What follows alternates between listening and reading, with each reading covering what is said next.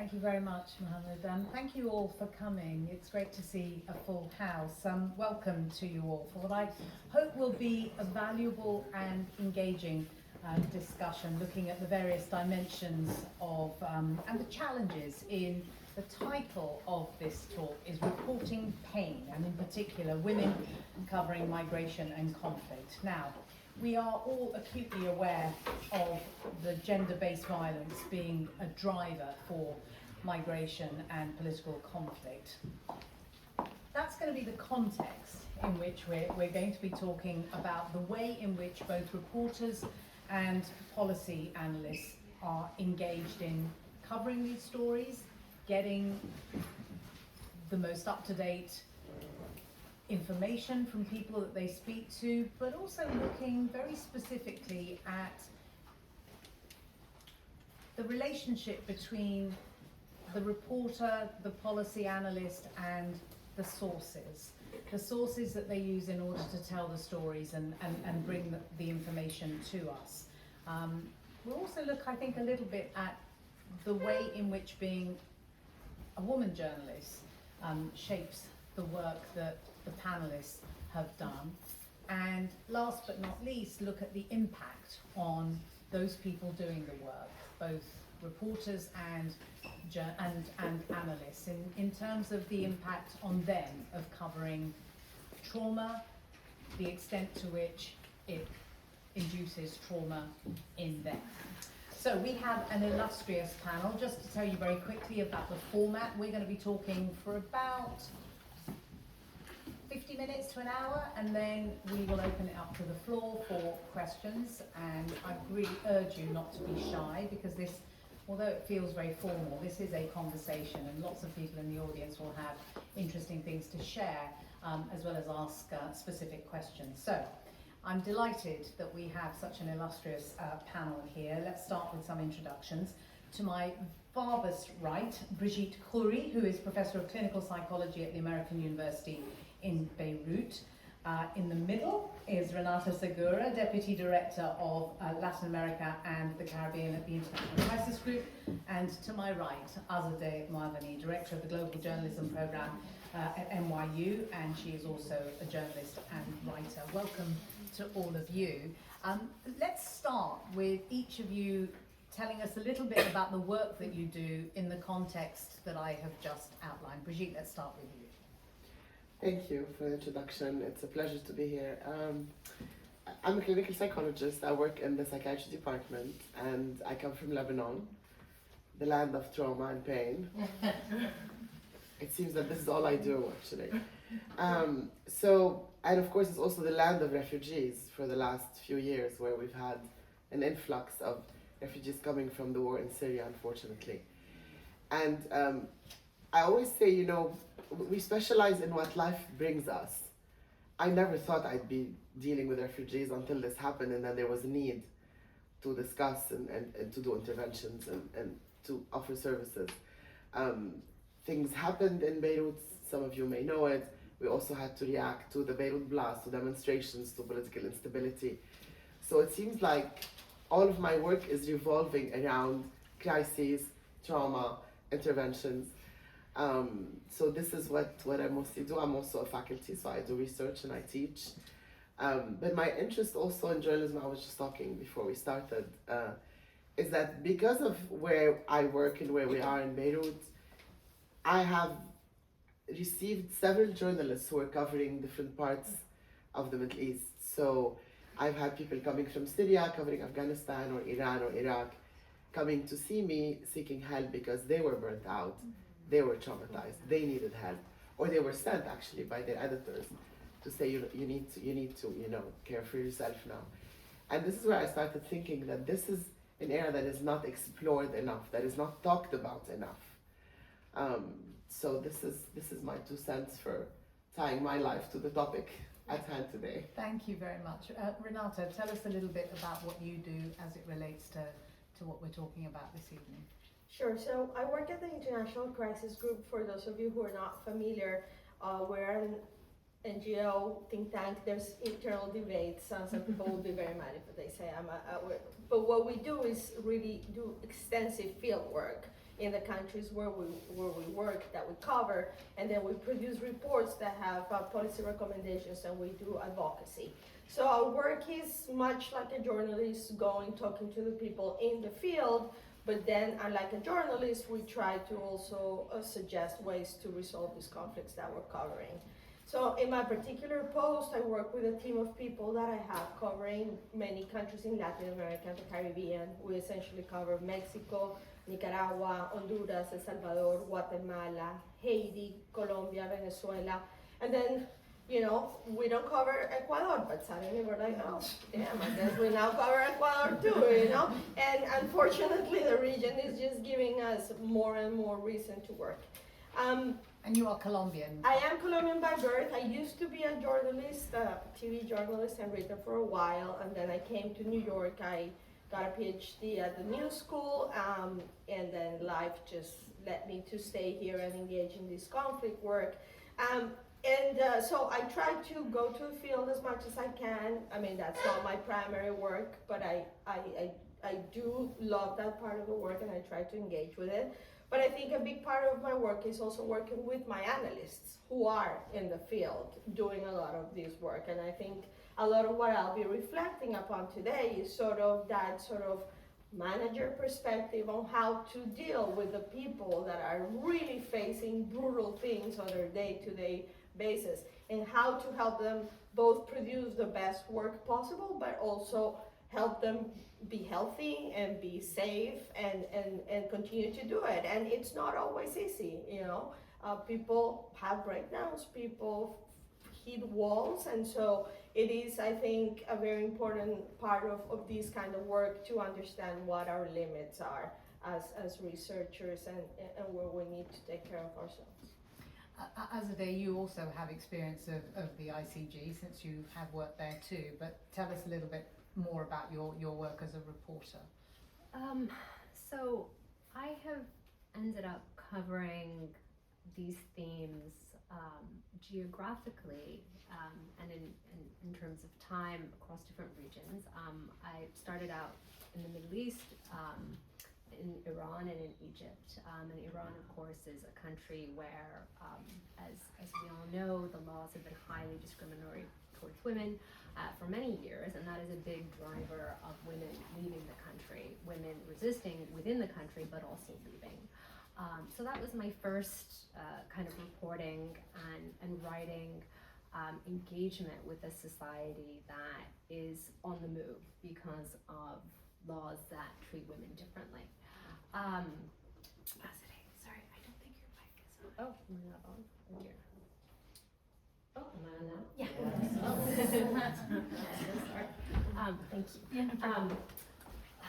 It's so journalistically, and because I've always written books alongside, I guess I've worn multiple hats looking at this kind of work. Journalistically as a reporter, some of that work has gone into longer form work like books that I've written, and then also my time at Crisis Group looking at exactly the same dynamics, but with an eye to sort of unearthing advice and conclusions that can help policy, because there is a whole world, of course, of humanitarian development and security policy that looks at migration and displacement with increasingly an eye to offsetting the ways that women and girls experience those kinds of movements in a really acute and particular way. I've worked, so in terms of places and times, of course my last book was on the Islamic State and women who joined, so dealing with Syrians who were internally displaced as a result of that conflict was a big part of that work.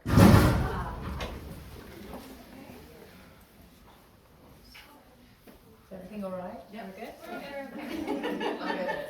Okay, I'll speed through so that we can... An excellent book, by the way. Guest House for Widows, it's called, for those who don't know it and haven't read it.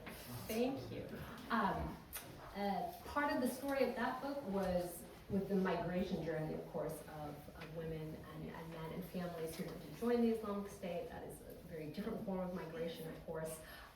In Nigeria, in the Lake Chad Basin, I did some extensive field work for a crisis group looking at displacement. Well, both the conflict in northeast Nigeria, Boko Haram, as a massive driver of migration out of that whole area, Niger and Chad, but also the way that the displacement of women becomes a part of the conflict dynamic. And then more recently, out of the war in Ukraine, I spent about 3 weeks last year, just about 2 months after the invasion, following the sort of trail of Ukrainian women as they cross the border into Poland, and understanding and sort of following their journey to see what threats and experiences they faced along the way. So in terms of sort of key regions and moments in conflicts, these are the places where I've worked on discussing more intensively. And we will come back to them specifically during the course of our conversation. Brigitte, I wonder if you can reflect for us on the extent to which there is research out there that focuses specifically on, you talked about Lebanon being this place now that of course has how many millions of refugees since the Syrian conflict? Well, officially or unofficially? Unofficially. Unofficially, probably around 2 million. Right, which is astonishing for a country as It's like 4 or 5 million. Yeah. And so the pressures on the state, the country, is enormous. But to what extent is there research out there that gives us an insight into the impact of that migration on women in particular, and what that has meant for them? Yeah, of course, there's quite a bit of research that came out, and especially on women. Now, what's interesting is that the research is positive and negative in the sense that the impacts can be positive and negative at the same time. So the negative, of course, is what we expect, is the trauma, is the mental health impact on leaving behind, you know, a whole life, family also, sometimes elderly parents, husbands, men who are still fighting. But what's interesting is also that women who came to Lebanon, Syrian women, had a different social role that they got thrown into. Because the men stayed behind fighting, they became the ones responsible for the family. They had to be the ones going and doing the paper with the UNHCR, getting the food, getting the medications, being engaged with the society or the community around them. And to many of them, this was a bit liberating, actually, that they were, finally able to assume a role of caretaker, but also leader of the family. We have done support groups for women, teaching them problem-solving skills. That was really at the beginning of the crisis, and UNFPA contacted me. They said we need to do something with women, and I thought, okay, let's just do women's groups and see what they would talk about, and try to teach them how to cope with the day-to-day life.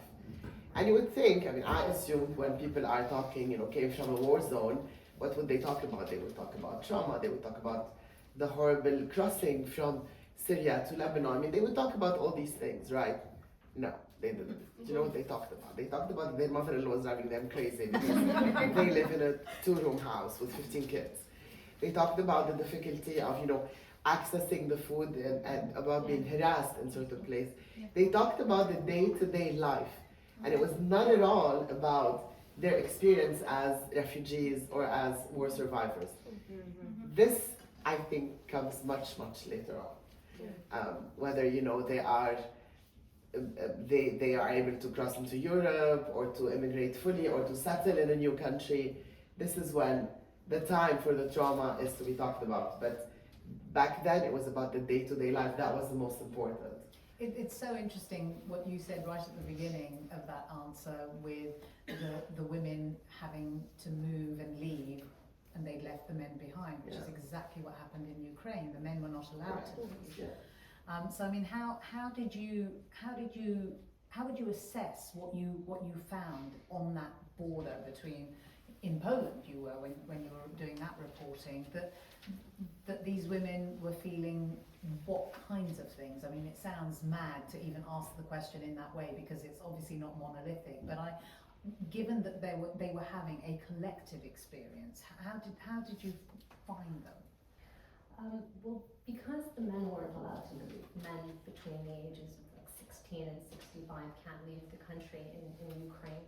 First of all, many of them very worried and scared for their teenage girls to live with them, because the whole journey, of course, is fraught at every stage with different dangers of trafficking, of kidnapping, of exploitation, of staying in a home and the man in the house takes away your passport and basically makes you an indentured laborer. I mean, tries to sleep with you. I mean, layers and layers of complication all along the way.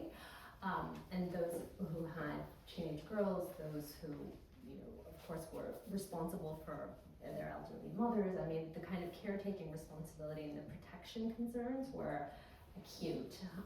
Worry for the men back home who were often fighting.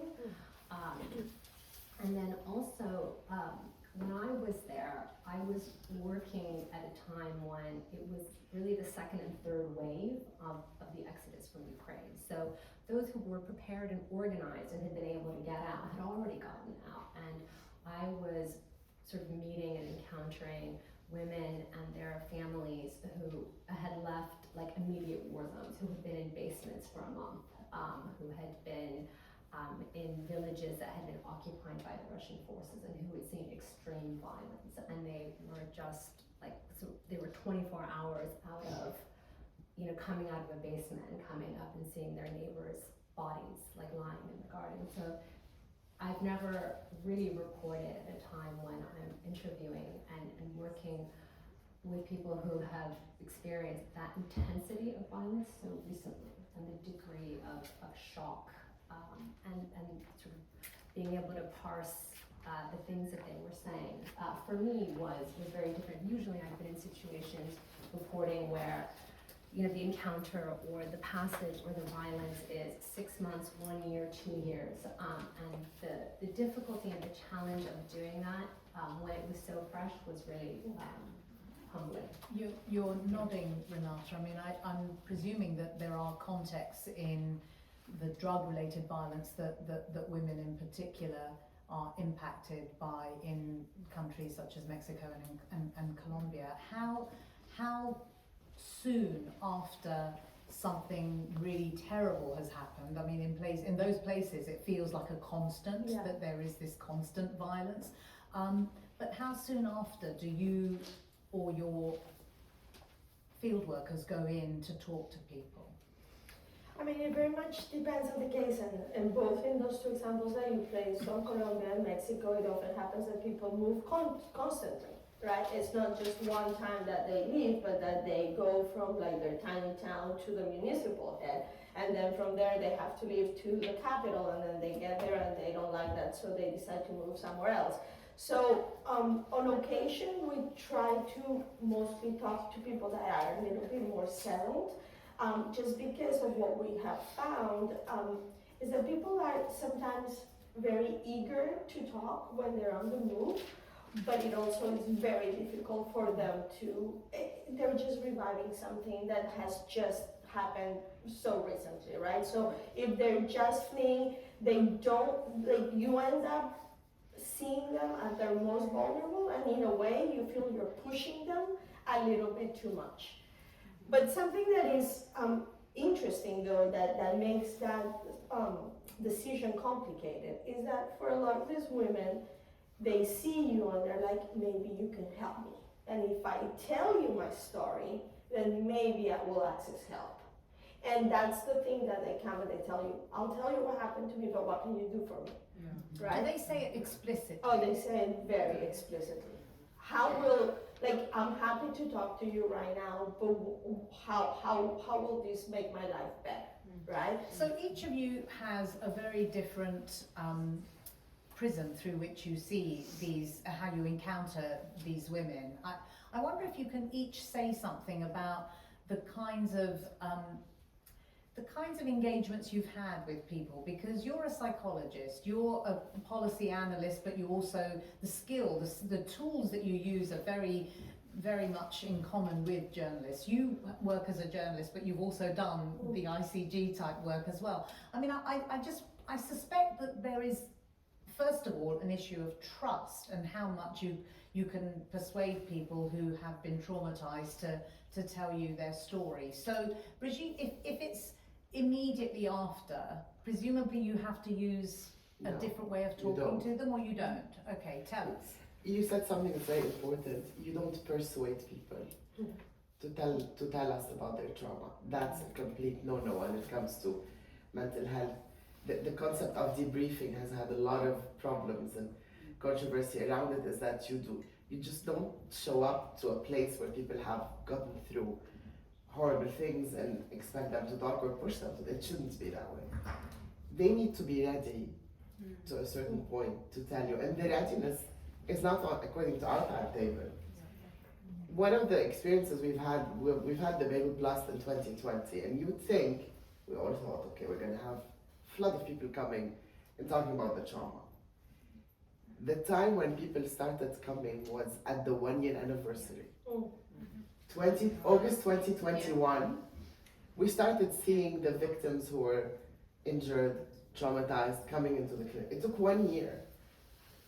And yet, of course, 24-hour news demands mean that there are people on the ground immediately wanting those stories. So there is a dimension to this that is quite different from the kind of work that certainly the two of you do. But I mean, I wonder to what extent you are aware that it does take time to get somebody to talk to you and tell you the truth of their story, as opposed to, I'm going to tell you something in a transactional way, if you can help me.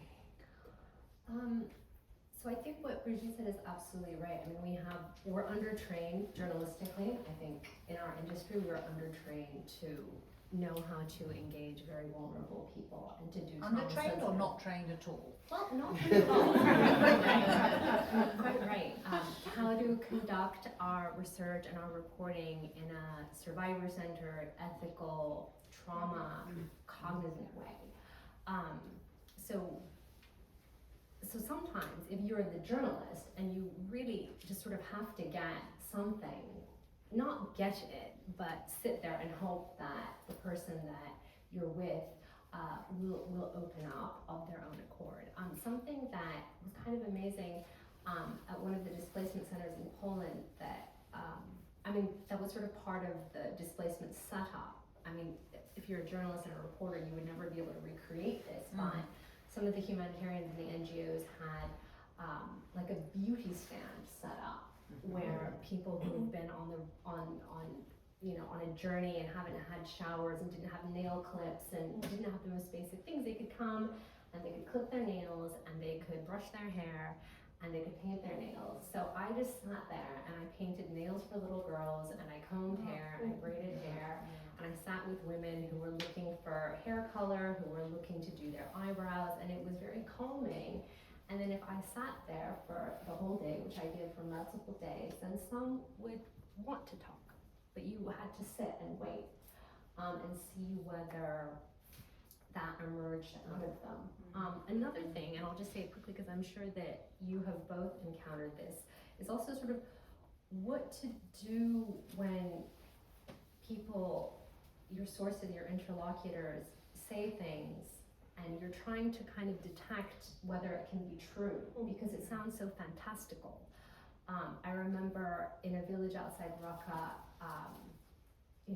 as the countryside, as the caliphate was falling and some of the villagers were able to go back, hearing tales that sounded so fantastical, like the ISIS fighters had these machines like sharks, and they would come and these machines had teeth like a shark and they could claw your arm with, and things that you had to probe. I mean, what is happening to people's memory? They've been through intense trauma, they've experienced incredible violence. What is true? Were the tales out of some of the places that had come out of Russian occupation? And also you as a journalist, I mean, your capacity also, I mean, you sort of think, could this possibly have happened? Could it, I mean, I can't even sit and absorb it. So sort of figuring out how to parse what you're being told and then having to report it quickly without But if you didn't have to report it quickly, I mean, I wonder about that process of attempting to verify something, right? So if you are going to a place, for example, Renata, I imagine that your field workers will spend considerable time with a group of people and perhaps go back again and again. And you, of course, Azadeh, have done this too in your reporting. But that idea of being able to gain the trust, but also verify the stories you're being told. I mean, I'm thinking specifically about what happened I mean, this happens in every conflict, but I'm thinking from the top of my head, in a conflict that was very difficult to cover, the civil war in Ethiopia, with women who were able to leave Tigray, who did come out with stories, but particularly on the BBC. And I remember covering this story again and again, day after day after day, and continuing to have to say, we have no independent verification of this. And you're saying this about a story that you've just heard that is so horrific. So just talk us through what that process is like for the field worker. I mean, and again, it changes very much depending on the situation. Obviously, what we try to do is build trust in sub-communities, right? And so we go over and over time. You know, our analysts have their specific places where they go. It's funny that Azadeh says their hair places, because that's the first place where we also sit down. And my analyst and I have gotten a lot of like really weird hairdos in random parts of Colombia, but we're like, this is the way in which we approach these women, and this is how we open up. But for example, we recently did work in Darien, the area between Colombia and Panama, where thousands of people are passing. These people are here now, and then they're gone, and I'll never find them again. This is my one and only opportunity, and I have to trust them. And sometimes it's funny, because we were just talking about if they're ready to talk. Sometimes I don't know that I'm ready to hear what they're about to tell me, right? Like I had these girls, young girls, telling me the stories of like, well, they were gonna rape us, and we were a group of 4, and 2 were 11, and I'm 14, and she's 15, so we thought better us, we're older, we can handle it better, and so we're protecting the little ones, and you're just like, obviously not wanting to be inhuman, but I'm like, if I start crying, like, this is not my place to really cry when it's your horrible thing that you've just experienced. So it's something in which you just have to build the trust and sort of take them at their word, because why would somebody invent that? But then, you know, just know. But obviously that's the exception to the rule. I think what we want to do is build those trust links with communities where we go back. I have so many questions just based on the single thing that you've just said, but Brigitte, I want you to answer them as a clinical psychologist. So what Renata is talking about, it's not just about trying to build trust, but it's also about the relationship between the person asking the question and the person being expected to answer. What do you make of her saying that it's not for her to display her own emotions, or to, you know, because it's a very human thing, right? Somebody tells you something terrible that's happened to them. It's heart-wrenching. So just talk us through what you make of that. Should a person who's an interlocutor control themselves? Should they show their emotions? Does that help in some way? Yeah, that goes back actually to training, because we as psychologists are trained into, you know, how to handle the question. How to handle. I mean, as journalists, I don't think, I mean, you said you're not trained to handle this, but we are trained, and still it is difficult, because I was thinking about it actually when preparing for the panel. I said, we actually do the same thing, you know, journalists and psychologists hear horrible things, right? Except you can tell the whole world, and we cannot open our mouth to anybody about it, right? We're bound by confidentiality. But the thing is that reflecting the empathy and the connection on a humane level is very, very powerful. So, of course, you're not gonna sob when you hear a story, but reflecting that you really feel the pain and understand it, maybe not feel it, but understand it, I think is very, very powerful. And that would establish really a sense of trust between the person you're talking to and the journalist. That will maybe encourage them to talk more. Now, what I was thinking about when you were saying, how do you verify the story? How can you verify a personal experience? What they're talking about is their own reality. And I know, as your role is, you need to give news, you need to tell what's happening, but you cannot generalize from one person's experience into everybody else's. So I think it's very actually powerful and precious when somebody shares with you their own reality, which could be somebody else completely different. And we've seen this, I think, in Ukraine, the different reports that were coming out from different people. So I think connecting on a humane level is very important. I want to share a story with you which will go to the heart of the next questions that I want to ask.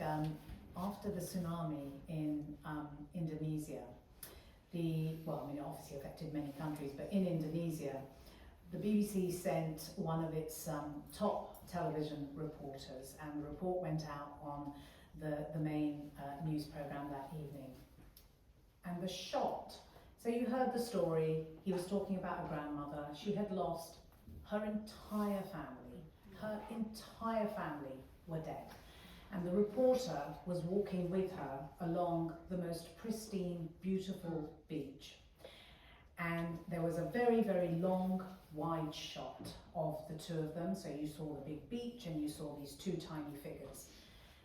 The woman didn't speak a word of English, so the voiceover was all in English. And as she spoke, you got closer up and closer up to the two of them. She cleaved into this man's body. As she told him about her loss and her grief, she cleaved, and the more she cleaved physically towards him, the more he pulled away. And for me, that was such a moment. And I remember talking to the editor of the program, because I was a reporter on the same program, and I said, wow, why did he do that? What would it have taken for him just to have put his arm around her?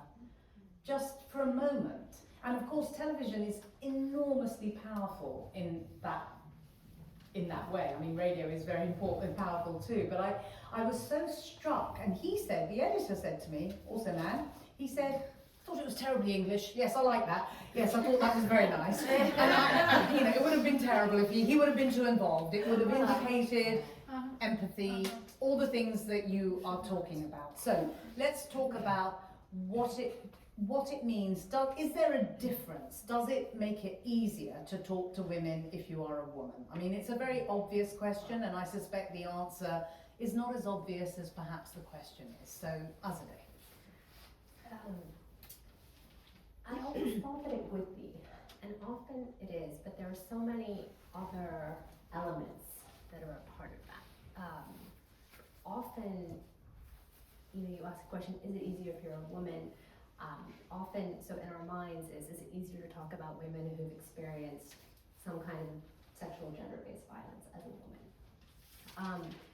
Often you are in contexts where you're interviewing or talking to a woman who may be vulnerable to that kind of abuse from the guards or whoever is overseeing the place where she still is.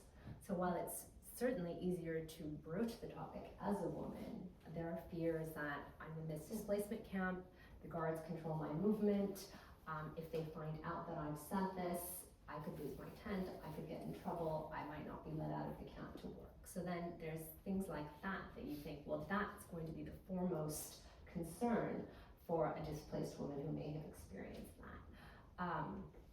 There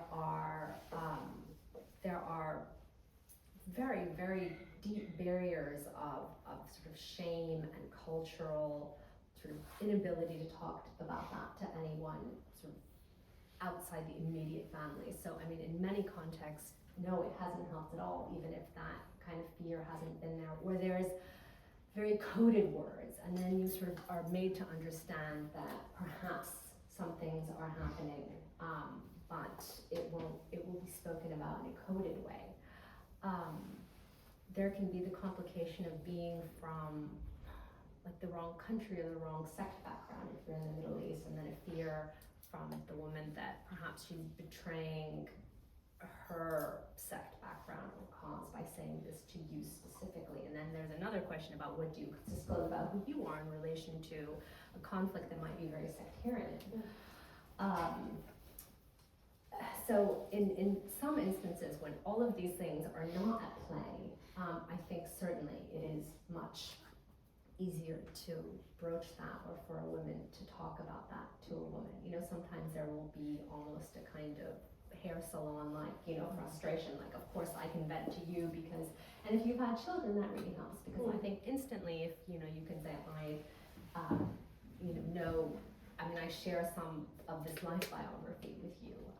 In Northeast Nigeria, many of the displaced women, the displaced families, for example, the food rations would be given to the man of the family, and then the man of the family would sometimes go and inconceivably like take on a second wife because he was suddenly like much more resourced.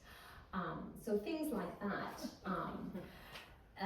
And eventually they changed, and then the woman got the card, and then the women became much more powerful, and that was really excellent. Like, that's like the best case scenario of like, my policy recommendation is the food ration card goes to the woman head of the household. So things like that, certainly, I think for a woman to relate to another woman that's, you know, not about violence, but that's very much about like gendered patterns or dynamics of behavior that the woman knows a woman will instantly be able to absorb. Renata, share some specific examples or insights in this context, whether it's more whether it's easier or more helpful to be a woman in these situations. I mean, I think women think of questions that men, it wouldn't occur to them. You know, like honestly, in some cases, I know that when my male Such as, give me an example. Well, so for example, we were once interviewing ex-FARC combatants in Colombia, and it was very tense, the situation, and like just the 5 women were there, and there were this was after they had demobilized. right? Okay. But it was with the government, everybody was in the room, it was just like, we could see that the lead negotiation was just like super uncomfortable. And she would open the door window, and suddenly I was just like, are you having a hot flash? And she said, yes. And I was like, okay, can we get some water for the moment? And it was just something that I was just like, you instinctively knew what was happening. I've had the hot flash. I know what's going on here. And my male colleagues were so like, negotiation is falling apart. Like this thing is happening. And I'm like, the woman needs some air and some cold water, and we will recover. So I think there's just things like, as the mother thing, like they always ask you, are you a mom? And you're like, yes. And that's immediately like, okay, I don't need to explain A, B, and C. You know what's happening here. So there's just some things that I think we have an instinct for that men don't. But, and this is sort of shifting a little bit the nature of the conversation that we've had a little bit, but we also talk to criminal women that have engaged in violence. And the conversations that we have with them are, I think, very uniquely shaped by the fact if the person who's interviewing is a man, it's totally different than if it is a woman. I think in the nature. Explain that dynamic then. So, if you're talking to a woman who's committed a crime. So I think, for example, when you're talking with victims, right? The questions are a little bit always the same because you want to know what happened, what were the answers, how did the state respond, etc. Also how they felt. Yeah. We always have to ask how they feel, right? But with criminals, it's obviously like a much more complicated. You're not going to be like, well, exactly how you kill this person, right? Like you don't really need to. But we're doing work right now with women that are part of the cartels in Mexico. And this didn't happen to me, but it happened to my analyst. And the woman took her hand and she was like, let me see how big is your hand. Oh, it's kind of mine. It's like, it's so hard to strangle somebody with these little hands of ours. That's why we have to carry guns. And my analyst called me later and she was like still kind of shaken. And she was like, her nails were were painted and so pretty. And she was comparing the size of her hands. And I doubt very much that she would have done that with a man. Right. You know, Yeah. it was just like, oh, we know, we have to defend ourselves as women. For her, it was natural that you would strangle the man, obviously. And so things like that are said sort of in passing, that you are immediately like, these interactions only happen because the person asking the questions is a woman. Brigitte, as a psychologist, let's hear your take on this. It's interesting because I think men prefer women therapists. Generally, they can be vulnerable and talk about feelings and emotions and failures and struggles easier, I think, than with a man than with a male therapist. Of course, I'm generalizing. There are some amazing male therapists too, but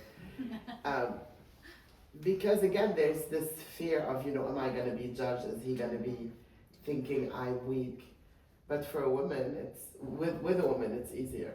I was thinking when you were talking, like, what about how would it be for you to interview a man?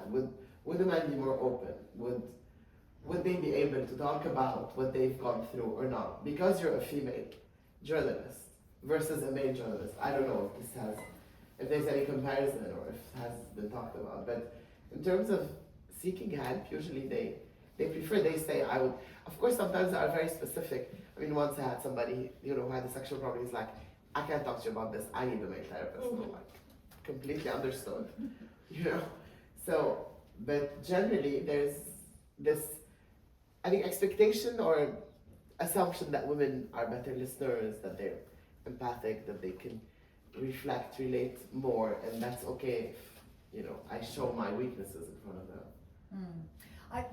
Let's move on to the issue of people that you speak to asking you to become advocates for them, or something slightly different in a particular story. And I want to turn to you, Azadeh, because you did cover this and have continued to for some time.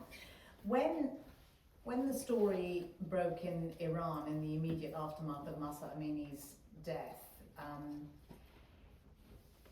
it certainly seemed to me that there were lots of Iranian women in particular who felt that they had to become activists in some way, that they were somehow, that this was a story about them as women and Iranian women, as much as it was a story that was clearly, journalistically important in the context of what the state might do in response to the demonstrations and so on. I mean, is there something there that we need to talk about more openly, do you think? That there is a danger that if you're too close to the story in some way, that you somehow feel that you become, being a spokesperson is going too far, but certainly being an open activist or an advocate for a particular movement? That's a really subtle and excellent question. Something that I noticed, and this was partly a result of the way that the Iranian authorities shut down the internet and the way that information about the protests moved within the country and was able to travel outside, was through video clips.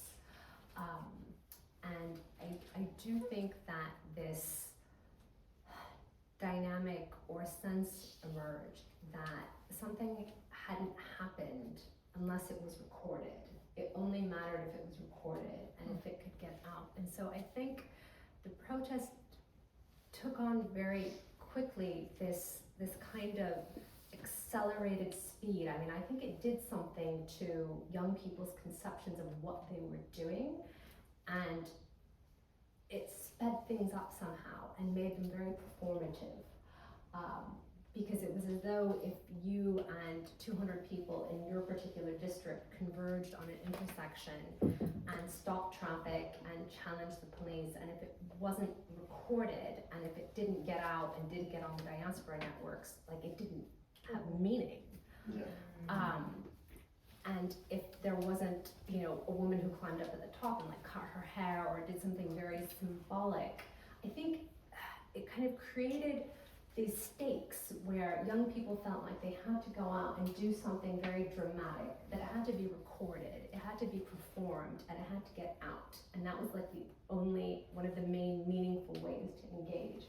And I think that became very dangerous because the stakes are also very high if you're, you know, if your face is visible, if you're going to take that kind of risk.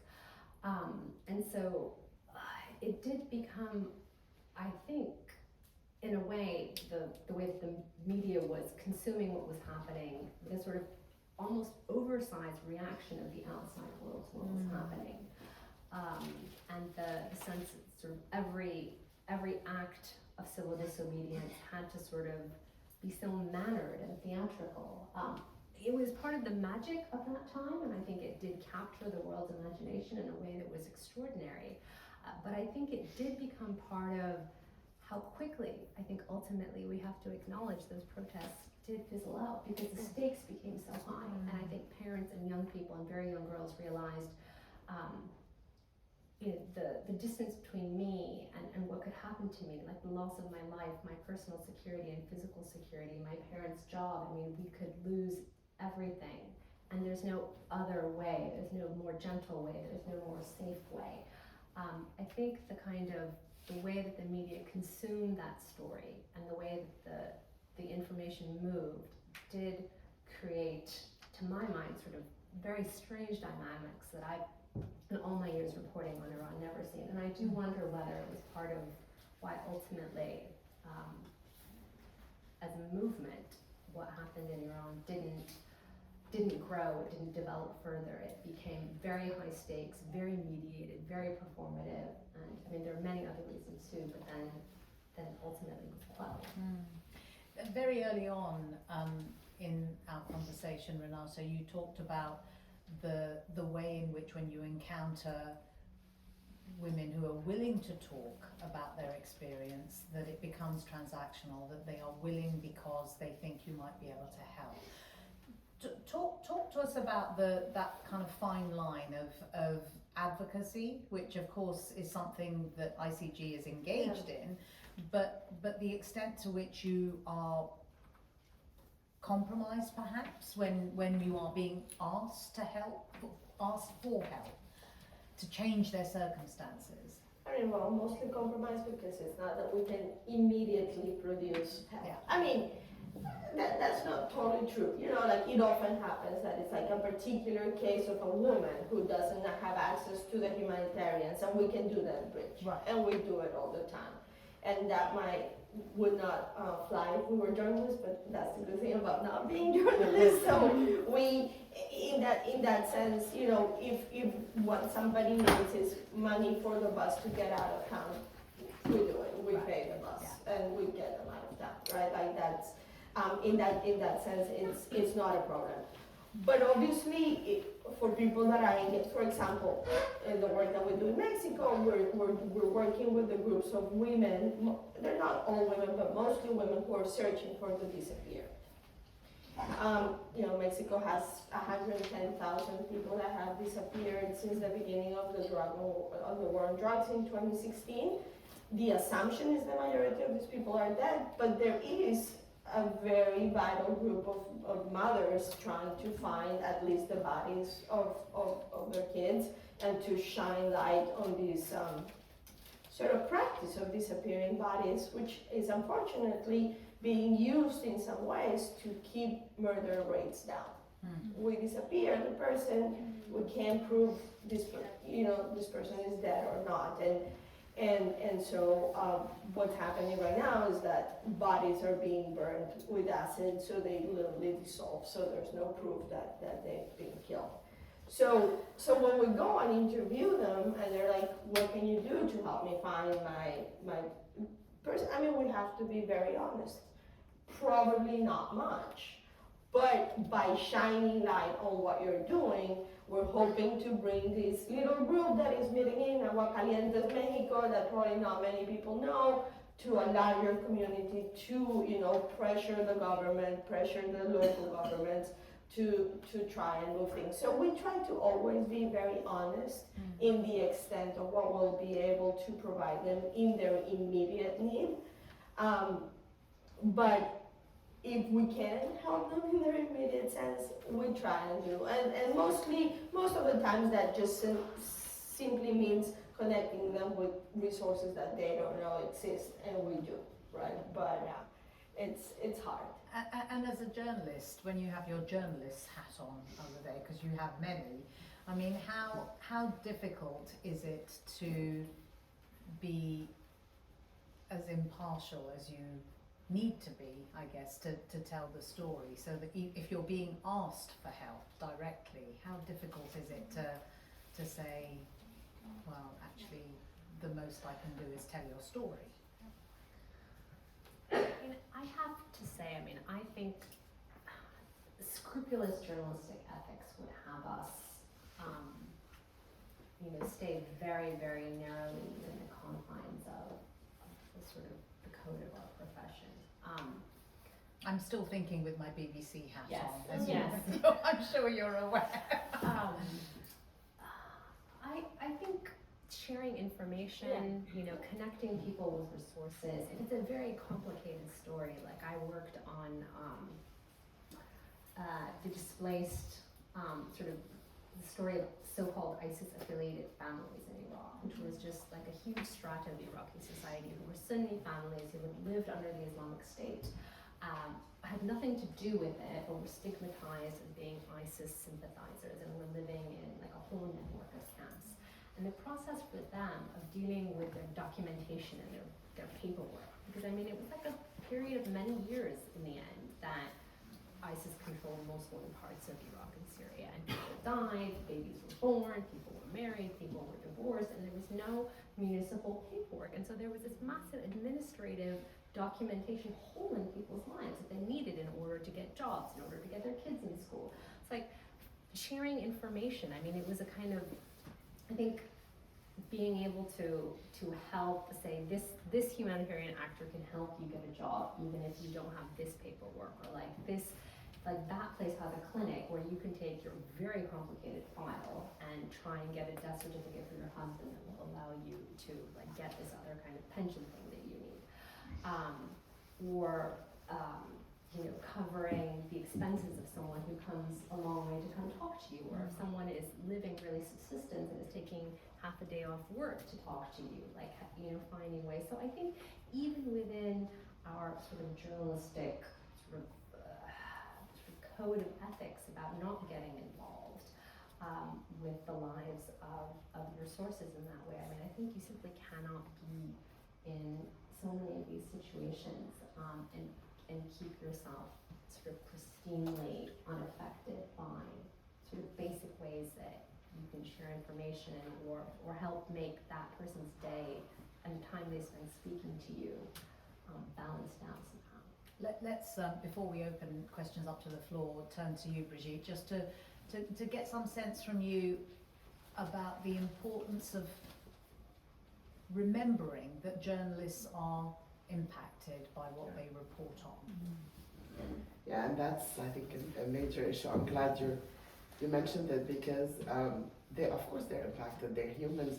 Once the camera is off, we don't know how they are reacting, what they heard, what are they carrying with them, and what are they doing with it, and are they really equipped to cope with so much difficult stories and imagination, or seeing things, not even stories.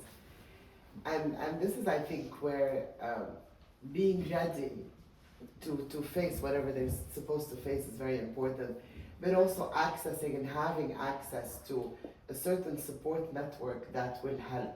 And that, I don't mean necessarily professional, it can be friends, family, to be able to have some level of normalcy in their life, because this is what we miss, this is what trauma is lack of normalcy. So we need to have access to something that is somehow normal, to say, okay, this is what real life is, it is not what I've just heard for the last 3-4 hours. And I think this goes back again to the training and being really prepped, and I wish journalists are prepped to know what they're facing. One last thing I just want to say is about foreign correspondents covering sometimes in certain places, and there's certain lack of sensitivity to what the culture is. What does it mean? Because we've seen it in Beirut. You know, people are parachuted and they want the sensation, they want the story, and it is not the time for it. So that's also one side of being prepared to how to cover really disaster areas, crises, conflicts in a humane but also respectful and culturally aware way. I've got lots of questions in my head, but I'm going to open it up to the floor. Right in the front. Thank you very much. So interesting, especially to have If you can repeat the question now, so everyone hears it. Yes, of course. Thank you. to have a psychologist on the panel, and I guess it's more of a series of questions, complicated some of the issues here. In terms of journalistic ethics, for example, or even the question of trauma, and thinking about, you know, decolonizing journalism as a practice, and even psychology as a practice, right? And thinking about, you know, what does trauma actually means in each specific context? You know, what does ethics actually mean? You know, when you're speaking to a cartel, when you're speaking to a, you know, a protester in Iran, and so on. And even complicating the question of gender and the labor that is involved in all of these practices. And I'm wondering if we could shift the ways in which we sort of practice journalism in order to integrate some of these more nuanced, you know, ideas. And I remember that during the Black Lives Matter movement, Dean Beckett at the time said, no activism, because the journalists, you know, really wanted to get out and protest. This is the editor of the New York Times we're Right. talking about, Dean Beckett, yeah. And then I remember Christian Amanpour came to Columbia School of Journalism and said, there's no both sidism, you have to be on the right side. And I agree, you know, I don't agree that you can't be an activist as a journalist. And so it's sort of a, So it's a very long, quite complicated question, but a really good one. So let me just see if I can sum it up, and interrupt me if you think I'm representing you. So it's really about reframing and rethinking journalism, but also psychology, decolonizing both of those practices, and then a kind of secondary dimension to what you asked is also to do with this notion of both sidism, which is something I'm acutely familiar with my years at the BBC. But let's start with decolonizing psychology as a It's practice. a very big movement now, actually, and there's more and more writings about it. Is that, you know, we have inherited Western psychology theories and we take them and apply them, and I did the same. I trained in the US, I went to Beirut, and I had all my fantastic knowledge, which didn't do much. So I had to recreate and re-understand my culture and see what fits and what doesn't fit. But there's a big movement now where, yes, we need to decolonize and recreate psychology from indigenous psychology. And that starts, you know, with the Caribbeans, with Africa, with Asia, and not necessarily just importing the theories and the skills, but starting from, you know, what we need and starting from the culture itself. And I think we're getting in the right direction, we're heading there. But I don't know about journalism, that. What do you think? I suppose I would say, I think journalism remains, foreign correspondency remains heavily undecolonized. It certainly has changed in the 25 years that I've been a reporter. So it is not unchanged. I think we see much more diversity in newsrooms. We see more correspondents, reporters, different models of journalism, citizen journalism, ground-up journalism, expansion of, you know, a huge expansion of networks and types of outlets that focus on a different kind of news. They don't focus on powerful state actors. They sort of look at who is impacted by the news and the sort of structural inequalities in the context of those stories. So, I mean, whether mainstream Western media has really gone on a considerable journey of reevaluation and change, I don't really think so. You know, we still, I think there's still a tendency not to have journalists of the region that is being covered as the sort of main narrator of those stories. And I think the mainstream media does want to sort of keep that at a distance. On the other hand, I think there's been a change in how journalists conduct themselves on the ground. So the way that we sort of very sort of sweepingly spoke of fixers in the past has really changed. And the role of the local journalist colleague who is part of your story, who is part of your team, who is nearly always of the place you're reporting, who's directly impacted, whose family is going through it, who should get a byline, who should be considered a colleague to you. I think that's really come a long way. So things are very different than when I started out, certainly.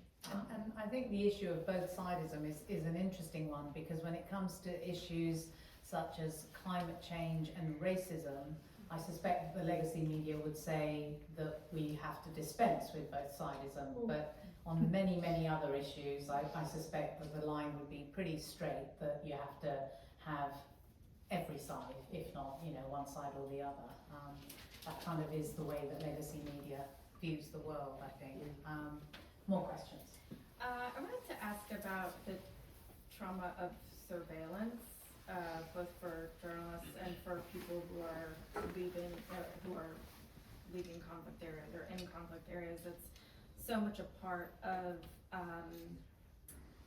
many, many places, including Iran, lots of Latin American places, people dealing with being heavily surveilled by security states. And then as a reporter, in Lebanon as well.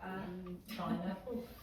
Yeah, I mean, it's so many places that we could talk about now, but I think, maybe it shows up in more subtle ways in different parts of the world. But how do we approach people who are coming from that kind of legacy and help them understand, because it impacts your brain in such a way, it impacts mind and memory in such a way to be so heavily surveilled. So how do we get people to learn how to move outside of that and to trust us as journalists, and then as journalists when we are subject to that as well? How do you? Okay, so two questions really. Sorry. No, that's okay.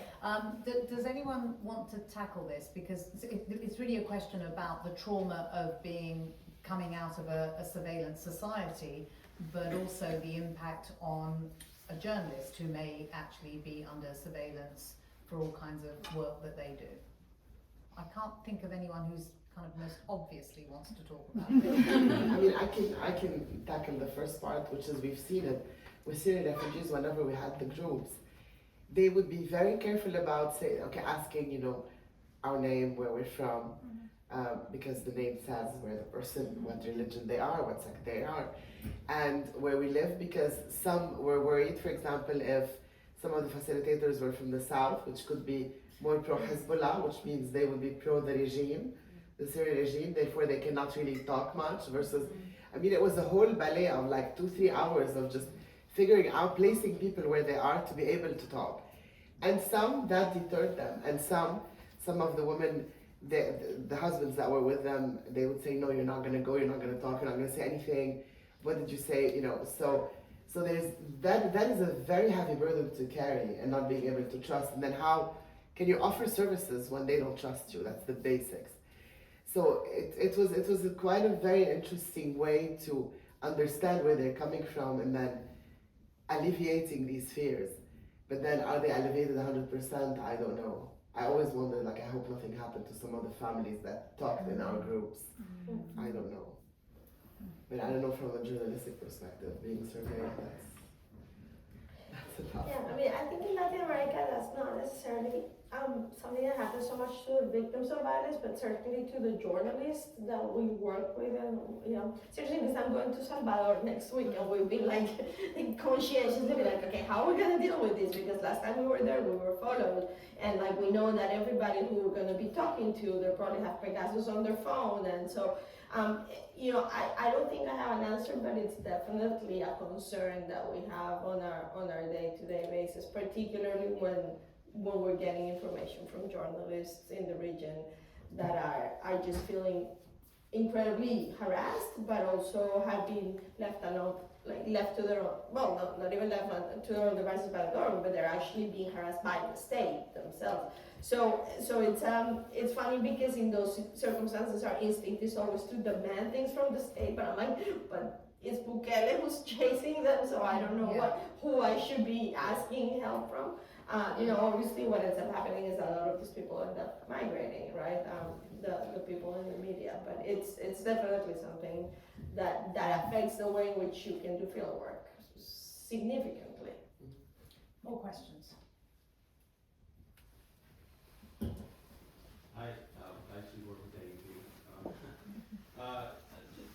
You talked at one point about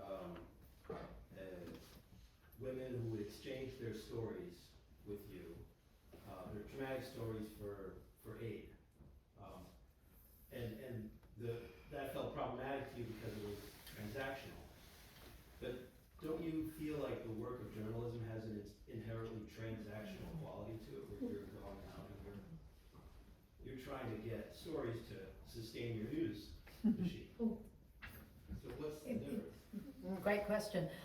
So the question, for those who didn't hear it, is that isn't journalism as a practice transactional in its very nature? That has to go to you first,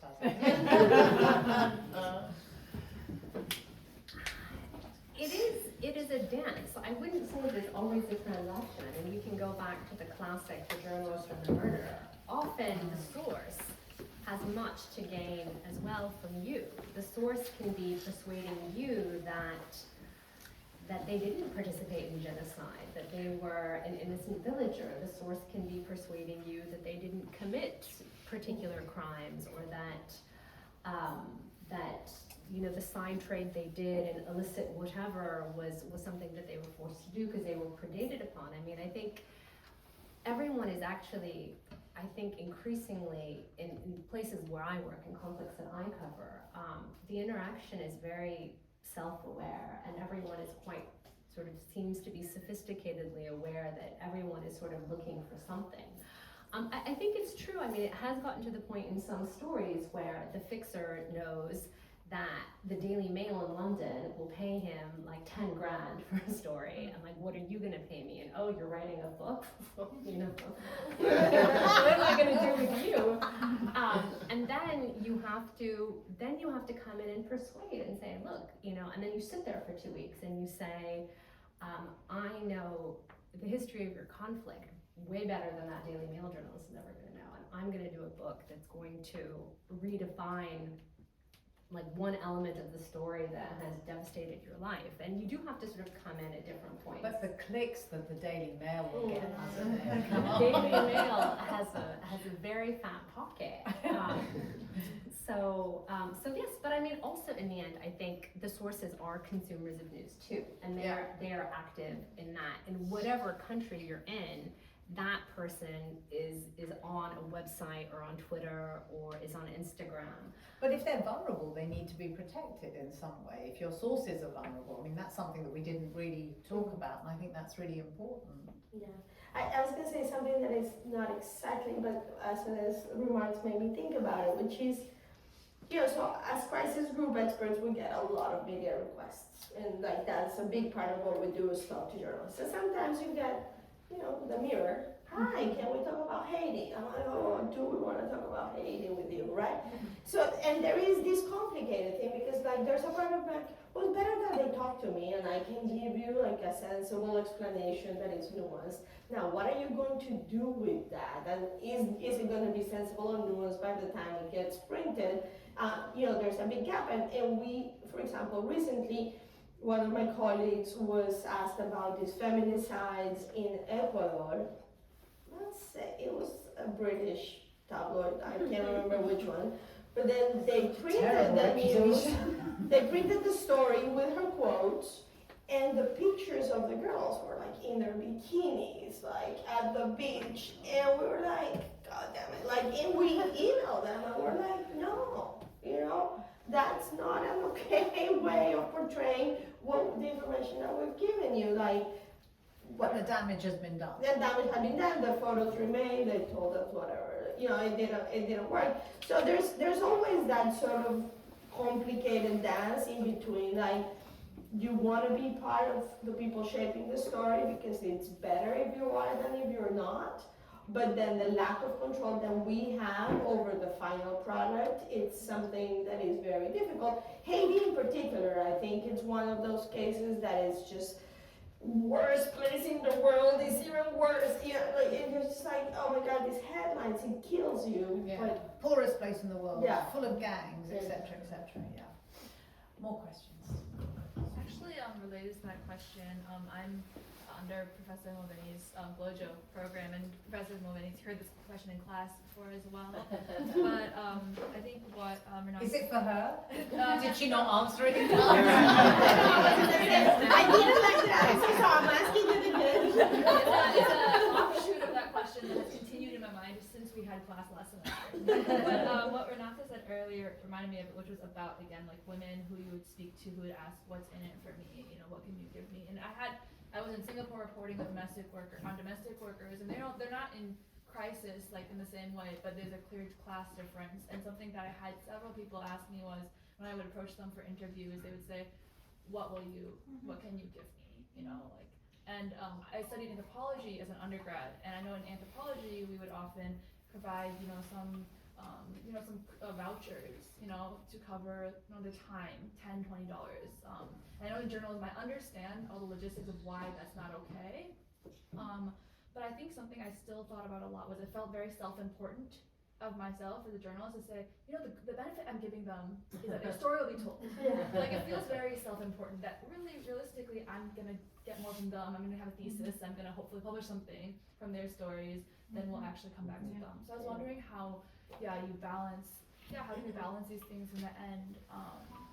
So is there, in the end, what you're asking is, are journalists informed by a kind of lofty notion of course I'm going to be telling you your story, I'm the conduit between you and the rest of the world, and to what extent is that ethical? Is that ethical, and I've been thinking more about in what ways can we incorporate other elements of social sciences into journalism. Like, if it's ethical in anthropology or social sciences to provide a small voucher to people for their time, why does journalism stand apart from those? And like, is there any way that these social sciences, psychology even Well, I can think it's a great question. I mean, my immediate instinctive answer is that journalists just think that they are engaged in some noble cause, quite a lot of the time, but there you go. So the question we don't, psychologists don't.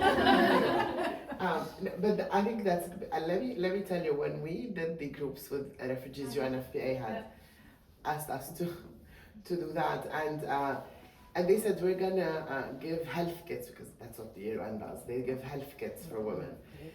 And I'm like, what does that mean? What's a health kit? And they're like, well, it has shampoo and this and that and soap. And to the women, it was so important because it was the first time they get something for them. Because the aids have always been for the kids, for the food, for the house, and it was so meaningful to them. And you said, of course, yes, it's great for them to learn problem-solving skills, and that will help them the rest of their life, etc. But I couldn't convince them that at the beginning. Now, what's interesting, what came out of that whole experience is actually the value of having the women's group together. It's kind of building on the sisterhood. So they were these 8 women who met for 3 months, and they formed their relationships, and they became each other's support. And that was, I think, that was the most important that they took out of the groups, because they kept being friends even when we had finished the groups, and they kept talking to each other, and they became each other's support. And that was kind of the hidden, positive consequence of what came out of that experience. But it was important from the beginning to tell them, we're gonna give you that. Now, what's interesting, we tried the men's groups, and that was a completely different experience. Because the men would say, what are you gonna give us? And I'm like, and they said, are you gonna give us the health kit? We don't want the health kit. I was like, oh my God. So that was quite a challenge. Then I would talk to them, and I was like, look, you need to give something else. So it was very interesting. What did they want? A watch, and I'm like, or an iPhone or an iPad, and I'm like, I don't think that's gonna happen. We're gonna try to find something. we needed to be very creative with men, really. It was a completely different experience. Especially that the moderators, we couldn't find men, so it had to be Syrian male refugees who were trained to become moderators of the groups. And they wouldn't come, I mean, I'm sure they wouldn't come to the meetings because that would take from their time. Thank God that year there was the World Cup. Thank God for the World Cup. Because we actually met them in cafes where they were watching the World Cup, and then after the World Cup we could do the groups, and I'm like, the World Cup is amazing. I never watched that many games in my life as that year. But anyway, that's my experience. Any more questions? I want to ask a question actually of kind of the difference between having a male and female kind of manager in a newsroom and being the person that's reporting on the ground. And obviously, you know, as an analyst or journalist, you want to get the story, you want to prove yourself, but of course, working in insecure environments, there are some challenges going around that night by yourself and being in quite dangerous atmosphere at times. Do you think at a managerial level in a newsroom or in a policy-making think tank organisation, there's an understanding that the experience of both the man and the woman will be very different in the field? Or do you think we still have some way to go? We have 5 minutes left. If anyone else, let's take any other last question. Okay, we can Yes, have last maybe 2 or 3 together. Yeah. Any more questions? Okay, go ahead. This is kind of on that same vein of a lot of these fields, or all of them, have been historically like male dominated, so a lot of the ethics or practices have been prioritizing like good male qualities as in strength and holding back your feelings. How do you incorporate that as women in these fields of like embracing what is like empathy as a strong suit rather than something you have to push down throughout your years of experience? Okay, so any more questions? One more. Okay, final one. Hi, I'm a law student, and I'm wondering how your relationships have been with lawyers and paralegals, particularly in perhaps like sudden events that would happen on the ground. Yeah, I'm just wondering about that, or certain legal decisions and procedures that have to be made on the ground. Okay, I don't think all 3 of you can answer all 3 questions. So, let's go with Azadeh. Why don't you tackle the actually no, Renata, the idea of a male manager and how women navigate that in the field. Has that changed in the last 10, 15 years? I know, but is my male manager going to see this? We're emailing it to him right now. No, I do think that having a male manager has changed things, but also definitely the concerns for security of a female on the ground, at least I take them much, that's something that weighs very heavy on me.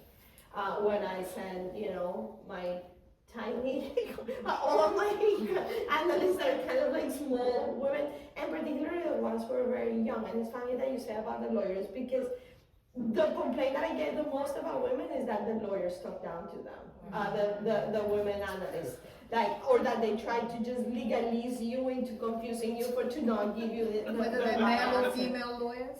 Yeah, all of the lawyers, they just like confusing people and not giving an answer by just, and like Central America is like the worst in like legalese, and so that's a complaint. But yes, I think that it's significant, like as a manager, the way that I approach these things is very different than my male bosses operate with them, in terms of them not even contemplating the risk. Sometimes I'm like, no, we're not sending her to the jungle alone to interview the family. Like, what? They'll kill her. Like, that's not happening, And they're like, obviously, yes, naturally. Like, they immediately say yes, but it doesn't necessarily, it's not something that immediately occurs to them.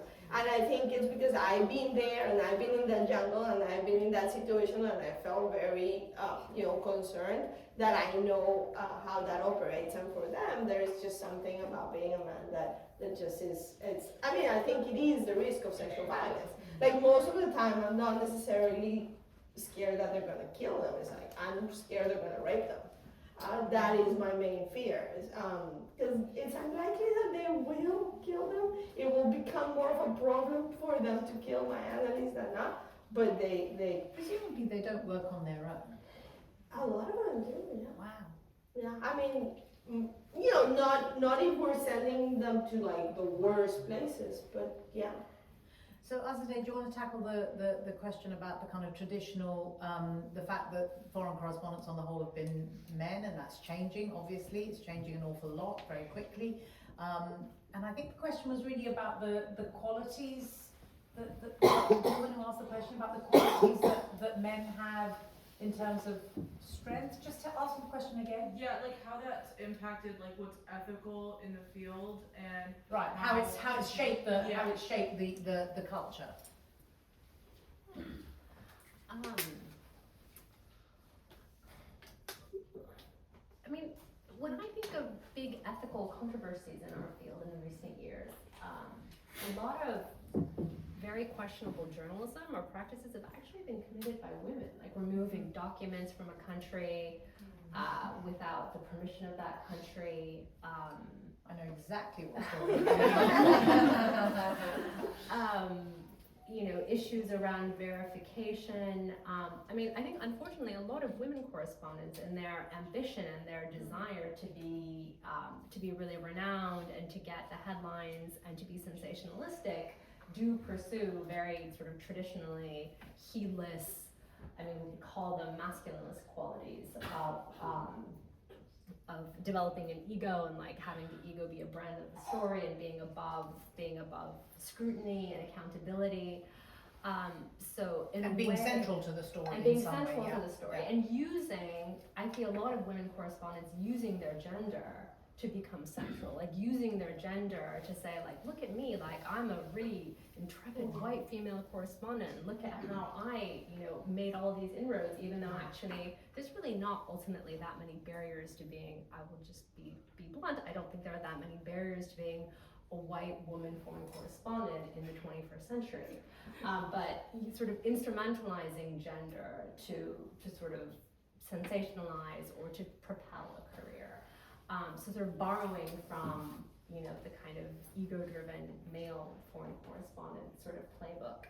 I really want to say something quickly about the lawyer question, because I think that's like a whole other aspect of sort of encountering a context where there's a whole sort of legal jurisdiction, and often there are humanitarian actors who are trying to figure out, who are also outsiders, who are also usually foreigners, and are trying to impose some sort of criminal justice system or community-based justice system. And I think this is where being a woman reporter really matters, because if you're reporting a story in a context in where the state is struggling to sort of function, and there are foreign actors in there who are trying to provide the village elder, like that should be someone who can dispense justice, like isn't that a great idea?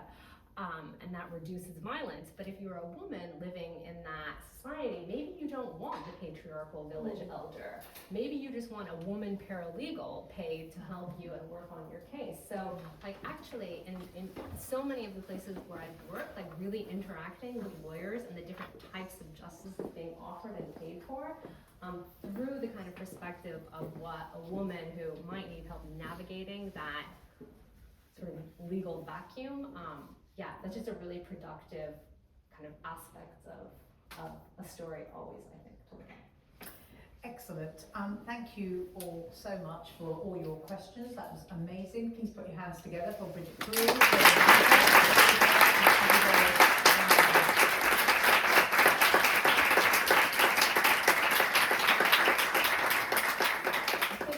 There are refreshments and the potential for more conversation. Thank you again.